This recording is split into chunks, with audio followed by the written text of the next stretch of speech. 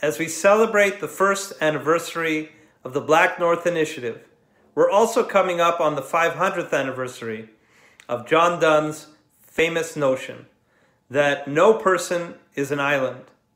The metaphysical poet's phrase points to the fact that no one is truly self-sufficient. Everyone must rely on the company and comfort of others in order to thrive and survive. I would say no minority community, Jewish, Black, Asian, Indigenous, Muslim, LGBTQ2S+, is an island either. Today, we are recognizing our allies in the struggle for true and lasting equality and dignity.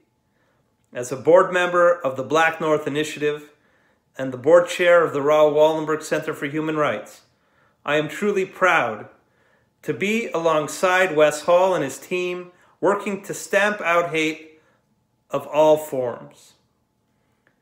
We've joined forces to fight against systemic racism, against anti-Semitism, against Islamophobia, in crimes and discrimination, both new and old, against indigenous peoples and the Asian community.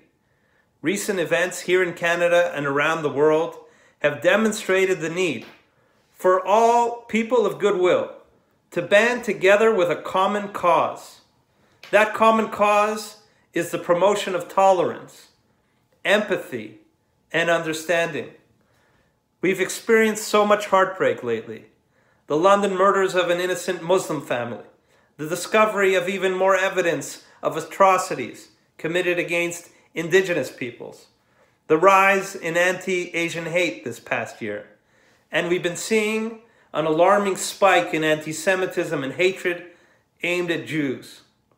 As a proud member of Canada's Jewish community and the Jewish community at large, let me say that we cannot let anti-Semitism creep into the mainstream.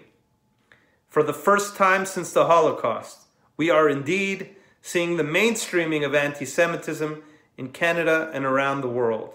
Online taunts, hate-laced language, and a rise in physical attacks against Jews puts us in the danger zone.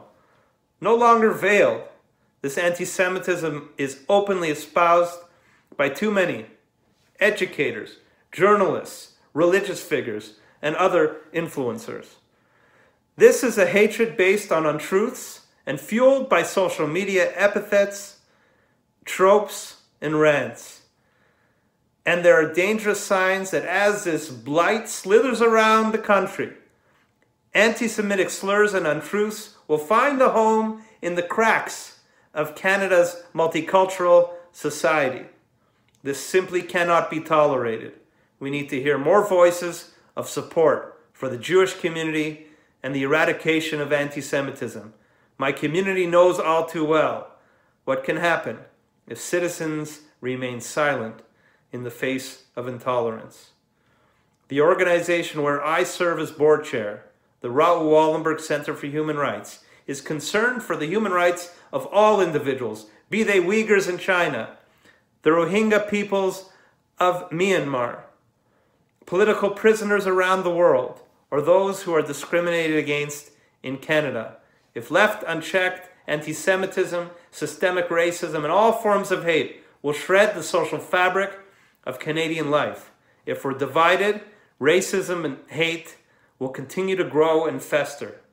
But if our communities bind together to understand and to comprehend and to replace quick judgment with grace and understanding and humility and vulnerability, then we will prevail and achieve our common goal.